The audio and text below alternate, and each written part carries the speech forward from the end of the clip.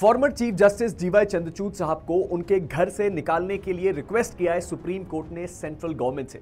अगर आपको इस मामले में ना पता हो तो मैं बता दूं, हमारे देश के जो भी प्रेजेंट चीफ जस्टिस होते हैं उनको टाइप 8 बंगलो मिलता है दिल्ली में।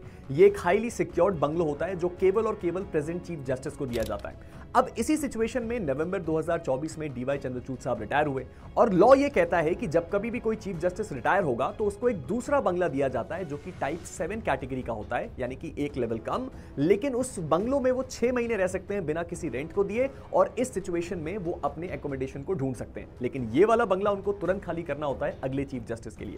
अब डीवाई चंद्रचूड़ साहब नवंबर में रिटायर तो हुए, लेकिन उन्होंने इस बंगले को खाली नहीं किया और ऐसे उन्होंने 2 एक्सटेंशंस लिए जो कि एकदम अनरीजनेबल टाइम को बिलोंग करते हैं।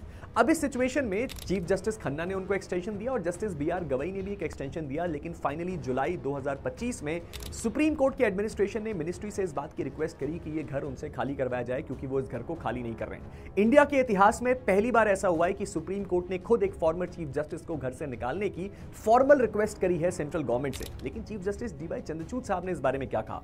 उन्होंने ये कहा कि एक्चुअल में वो ये घर पहले ही खाली कर देते, लेकिन सबसे बड़ी प्रॉब्लम यह है कि उनके पास 2 डिसेबल्ड बेटियां हैं जिनको एक्चुअल में सही तरीके से घर में एकोमोडेट करने के लिए उनको कोई प्रॉपर प्रॉपर्टी नहीं मिल रही है और इसलिए उनको अनरीजनेबल टाइम लग रहा है, लेकिन वो जल्द से जल्द इस घर को खाली कर देंगे।